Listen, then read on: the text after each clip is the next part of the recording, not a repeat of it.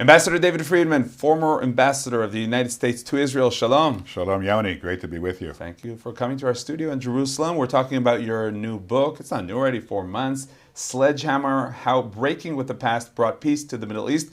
This was the book on its first week was the bestseller from Israel. The first week, it sold more copies of any book on the subject of Israel in the past 10 years. It was the number 6 in the country of hardcover nonfiction. Let's talk first of all about the name of the book, Sledgehammer. The picture that I think about when I think about David Friedman and Sledgehammer is that picture of you breaking the walls in Ir David, the city of David, a picture which bothered many people, so to say, around the world, right? Yeah, and that picture in particular offended the New York Times, which took that metaphor and associated it with me for the remainder of my term. So I was referred to by the Times on numerous occasions as a sledgehammer. So I adopted their metaphor because it was not just true literally in terms of a sledgehammer, it was also true metaphorically in terms of the way I approached a number of the policies of the State Department. So it's as if you're answering the criticism of the New York Times and saying, yeah, you're right?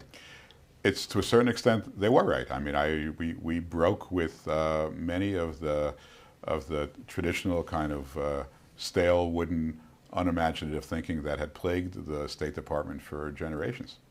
Now, President Trump, former president of the United States, he praised your book. He said that it talked about your book talks about and emphasizes the peace through strength. What does that mean? Well, it really means that in the world that we live in, unfortunately, there is no path to peace that doesn't begin with strength. Weakness, especially in the Middle East, but really I think almost anywhere, weakness is often something which is exploited by the enemies of freedom, wherever they are, whether they're here in the Middle East, whether they're in America, anywhere else in the world, it could be in China.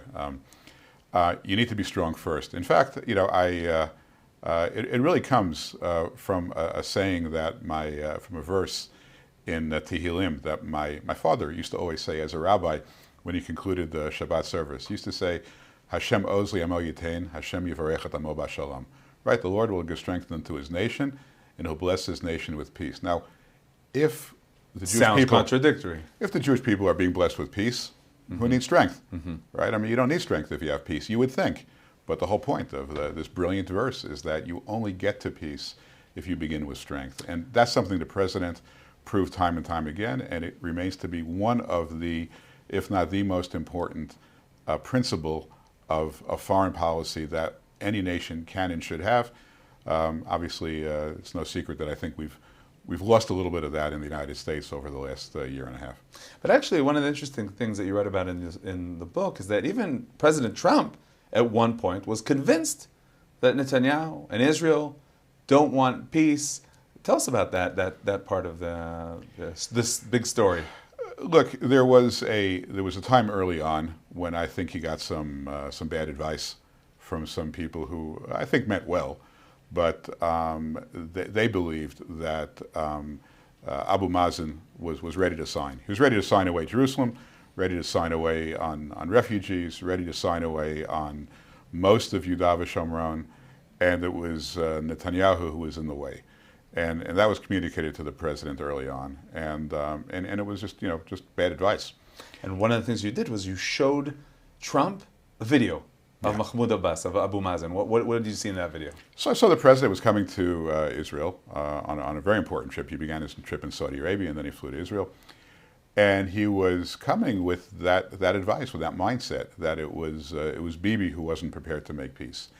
And I felt I needed to really help the president get up to speed on this issue. And I couldn't think of a better way to do it than by showing him the real Abu Mazen. And so I suggested to the Israeli government, they put together a 2-minute video. It had to be completely accurate, nothing out of context, nothing subject to multiple interpretations of some of the really disturbing things that Abu Mazen has said over the years about the holiness of the murder of Jews, right? How every shaheed is holy, every drop of his blood is holy. And praises the martyrs. Praises the martyrs. And of course, we know to this day he continues to pay the martyrs. And so at the first large meeting, 4 or 5 of us on the American side and the same on the Israeli side. I said to Netanyahu, have the video ready. And he really wasn't sure what we would do with it. And when we were sitting in the room, I said to the president, did you see the tape? And he said, what tape? And they played the tape. And then he said, after he saw that, he goes, is that the same guy that I met a month ago in Washington? Because Abu Mazen had been in Washington the month before. The next day, the president goes to Bethlehem, meets Abu Mazen. Abu Mazen, at that point, unrelated to the tape, had refused to allow me to come to the visit because he felt U.S. ambassador to Israel has no business being in Bethlehem in Palestinian territory. So the president comes in. The first thing he notices that I'm not there, and when he heard that I was disinvited, he was very angry. And then he just, laced into Abu Mazen and said, "Who are you? Are you the guy that met with me in Washington? Are you the guy I saw on the tape?" And let me tell you, we're not, I'm not one of those guys that you can maintain this duality. Tell me who you are. And I think, I wasn't there, but I heard that, he turned white, and it was an incredibly important moment because it told him, the jig is up. You can't play this game with President Trump. And it was a very pivotal moment in our relationship with Israel. I also got screamed at afterwards by the Secretary of State, Rex Tillerson, along with H.R. McMaster and the Defense Secretary Mattis, because I showed this tape publicly without clearing it with anybody else. And I didn't realize at the time how out of protocol that was. I'd only been on the job a few days. It was a game changer? It was a game changer, and I said to them, look, my job is I work for the president, nobody else.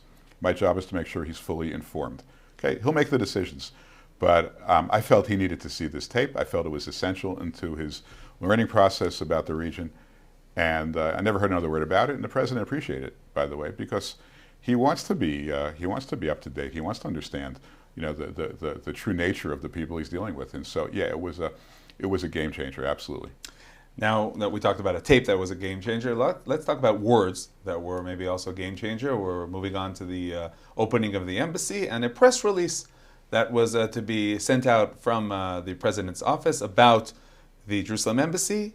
And you had a dispute about the language of the press release. Yeah, look, if you remember, every 6 months, for as long as I'm sure you've been a reporter, the U.S. has been waiving the obligation to move the embassy. And we were up against another. The first waiver was upon us. It was in May of 2017.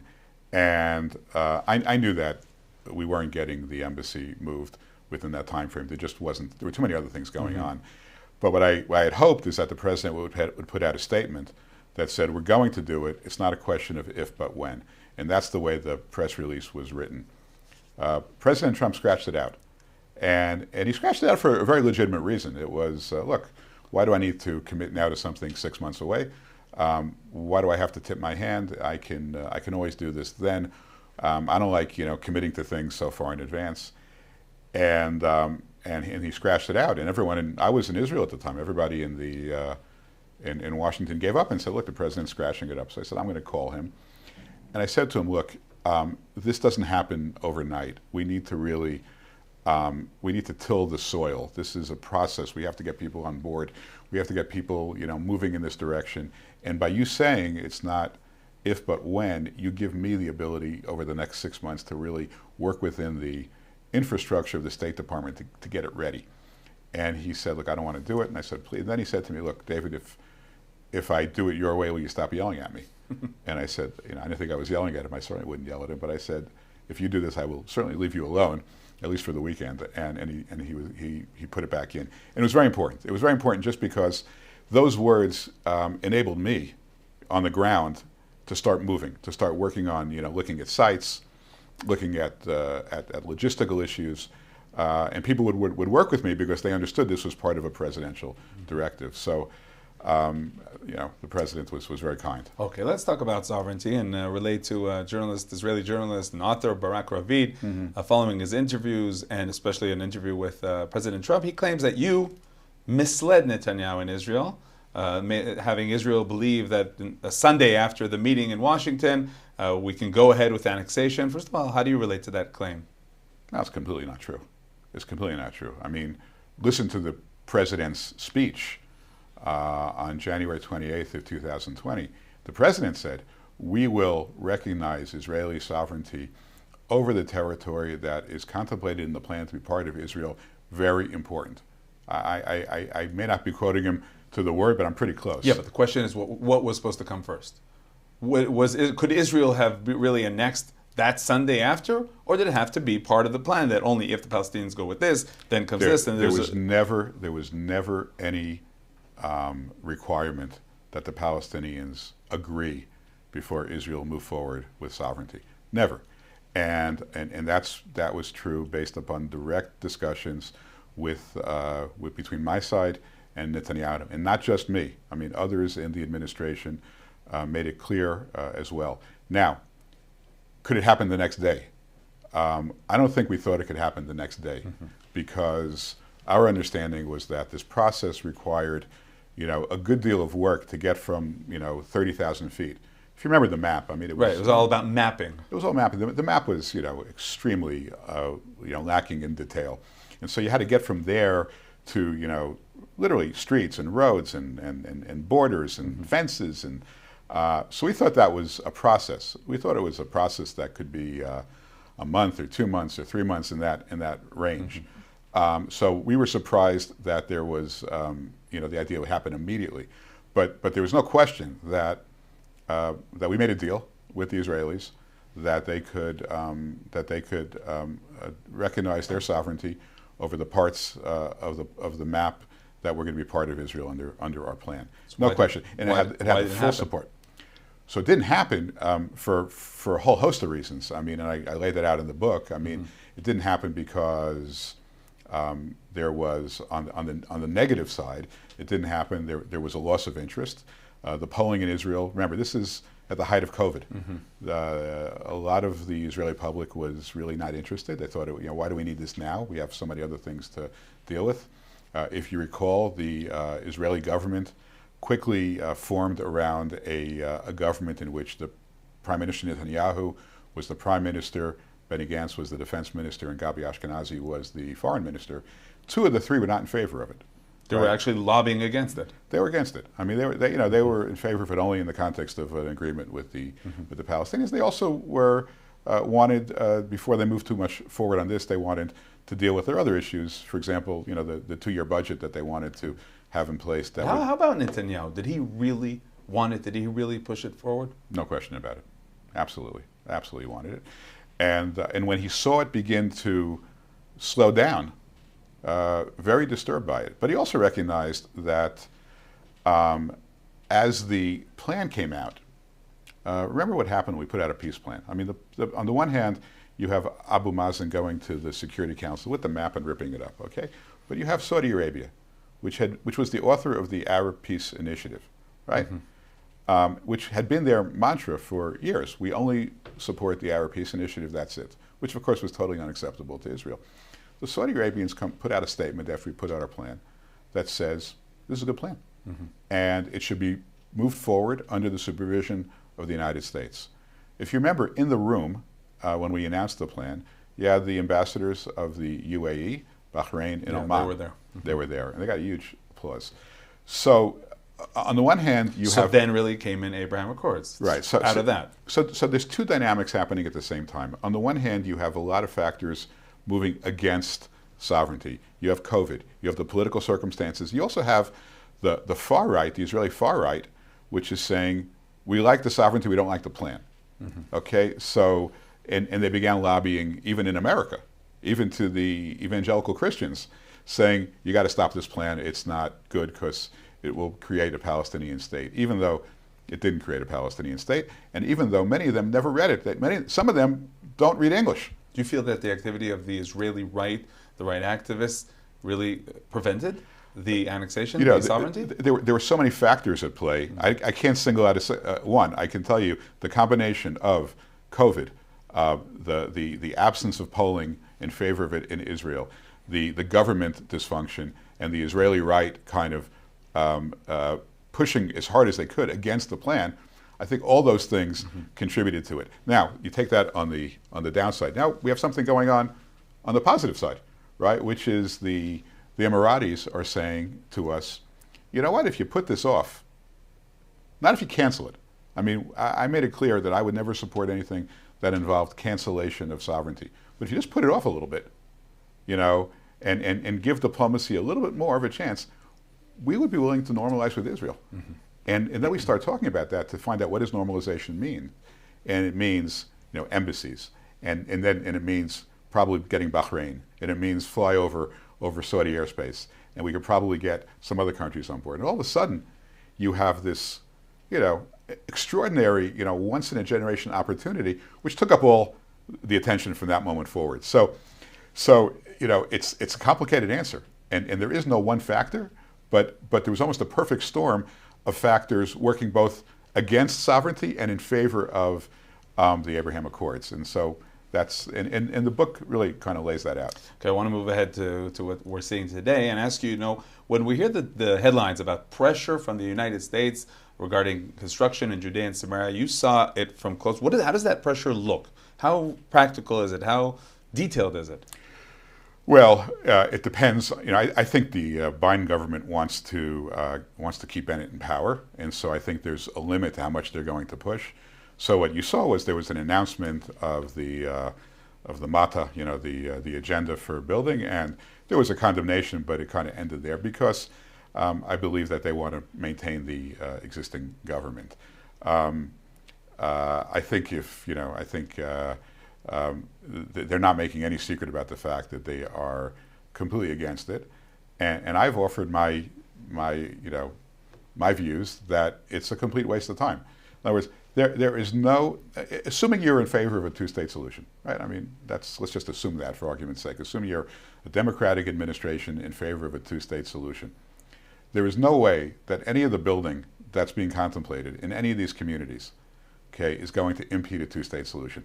A two-state solution will not involve any of these communities being dismantled, because if it requires dismantling, it'll never happen. So why the obsession? I mean, I heard from people that were in the rooms said that Biden himself was worried and concerned about a new small neighborhood here, a new small neighborhood there. Yeah, because this is an obsession. It's an unhealthy obsession.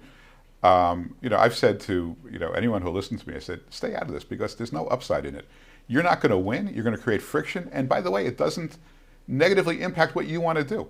You know, you may never get to a two-state solution, but the reason will not be because somebody built 200 homes in Beit El. That will not be the reason. Okay? The reason may be that, you know, Israelis and Palestinians just don't agree on enough things to make a deal, but that won't be the problem. So, you know, don't become the zoning board of Judea and Samaria. Israelis don't care what gets built in America. You know, do the same thing. So should Israel ignore? Could Israel ignore? Look, I think Israel has to get to something more fundamental. Mm-hmm. I think Israel needs to begin working internally. Forget about the world for a minute. Internally, what is your eastern border? What do you want as a national consensus? Yeah, not what I say, not what President Trump. What do you want as a national consensus? What should the eastern border be? What land must you have? What land are you willing to negotiate? And from there forward, you know, manage to that goal like any other business. You know, I come from a business background. What do we want to achieve? What's our goal? Okay, now we may have to recalibrate 10 times along the way because of unknown or known bumps in the road, but we all know that we're managing towards this goal. This is where we want to end up. And so as we deal with challenges, one challenge could be the United States says don't do it. Okay, well, think about it. I'm not saying ignore the United States. Mm-hmm. United States opposition could be a significant factor. So then work harder with the United States to explain why it's in Israel's best interest, why it's in the Middle East's best interest, why it's in the Palestinians' best interest. Make the case. We hear the Prime Minister Bennett saying that you can't compare between building during Trump and building during Biden. You agree with that? You know, I think that's true, but again, I don't think it matters. I think the first question is, right now Israel makes its building decisions on the basis of requests made from communities living in Judea and Samaria. Mm-hmm. That's fine. But the first question is the state of Israel, writ large, with 9 million people. What does it see as its future in Judea and Samaria? You have to make that decision internally first. If any if any world body or any other nation, whether it's America or the Quartet or the United Nations, if you allow anyone else to make that decision for you, chaval, and no one in Israel will be happy with the decision. You have to start from a position of strength. It goes back to strength. Generally speaking, are we still in a time of bipartisan support, like everyone likes to say in different declarations and statements, or are the Democrats on a different place now, in a different place? Look, the polling shows that the party of Israel is certainly the Republican Party. I mean, there's no question about that based on the polling. Not because I'm a Republican. Not the Jewish vote. No. I'm talking about agenda. The Republican Party has a much more pro-Israel agenda than the Democratic Party. That's just based on polling. Okay, I'm not making an argument here, just reciting a fact because people accused me in the past of politicizing this. That's what the polls say. Are there Democrats that support Israel? Of course. Are there Republicans that could do better supporting Israel? Of course. But the party generally that supports Israel is the Republican Party. The Democrats the problem with the Democrats is that the progressive wing of the party, which is growing, is extraordinarily anti-Israel, and they're gaining an influence. You can't get tenure at an American university if you're pro-Israel, and so what are we teaching all the kids that are coming out of college? So the trend line in America is very disturbing. And another reason why Israel needs to, in the first instance, decide for itself what its direction should be on the basis of a national consensus and then move forward. And I actually think even Democrats, because there's one thing that I think people in Israel need to understand. It's not that big an issue in America. I spent a lot of time in the Prime Minister's office talking about America. There's very little time spent in the Oval Office talking about Israel. There's a lot of other things going on. We like to feel important. And Israel is important, but it's not as important as it thinks. But that's on a positive note, you're saying. I'm saying it in a positive sense. All the more reason for Israel to really map out its future by itself, for itself, and then make the case to the world. Some think that maybe if Trump would have continued to second term, then would come the second phase of Trump, that he would start actually demanding Israel for concessions and to pay back. Do you think that's true? No, I don't think so. I think, at least as the way I envisioned what a second term would look like had I been privileged to serve a second term, it would have been continuing to do two things. Move the sovereignty issue down the tracks. Again, not abruptly, but to start to really give it serious thought and to move it in a way where people could embrace it, but also in the context of not just what are we taking, but what are we leaving behind for the Palestinians as well. Something which really was an overall solution. I would have been very happy to work on that track, and of course, at the same time, working on that track would have enabled us, I think, to scale the Abraham Accords. So as you sit aside now and you're looking at the world, what's the direction that the world is going? Is it to more accords and understandings? Because we see that there's will and pushing for that, or is it to extremism and radicalism? And you're also talking today about, at the end of your book, about countering false narratives. That's the mission. Yeah. Where are we going? Look, every country has this problem. You've got 10% of people on the right are crazy, 10% of people on the left are crazy. Okay, 80% of people in the middle, even if they're center right, center left, they're all kind of moving in the same direction. But the 10% on either side take up all the oxygen in the room and get all the media attention, because that's what gets clicks on the internet. When I met with Sheikh Abdullah bin Zayed, who's the foreign minister of UAE, he said something very astute. He said, "Look, every country in the 21st century is fighting extremism. We're not fighting each other that much anymore. We're really fighting extremism." And one of the reasons why the UAE and Israel are such natural partners is because we both have extremism within our country, and we're both trying to fight it, and we must win. The battle has to be won by the moderates, and I think that's all to the good. The biggest issue in the world is a weak America. Okay, that's what puts the world at risk. A weak America is what invited adventurism by Putin in Ukraine. It's what enables the Chinese to fly very close to Taiwan and to begin to threaten a takeover over there. It's what makes the Iranians think that somehow they can develop a nuclear weapon and hold the world hostage. It began with the disastrous evacuation of Afghanistan, and I will tell you that picture that we've all seen of, Afghanis hanging on to the wheels of the plane as it took off. That's like one of those, once in a generation pictures. It's like the picture of the little girl being, running from napalm, in Vietnam that, that caused America to enter the war. Right? These pictures are incredibly powerful. And that picture, I think, has caused the entire world to doubt whether America is a reliable partner, because look, it left behind its partners, it left behind its allies, and it left behind its citizens in Afghanistan. Will it leave behind Israel in terms of Iran? Well, that's what Biden said. We're not going to enter any battle against a nuclear power. Why he said that, I have no idea. I thought that was an extraordinarily unnecessary concession.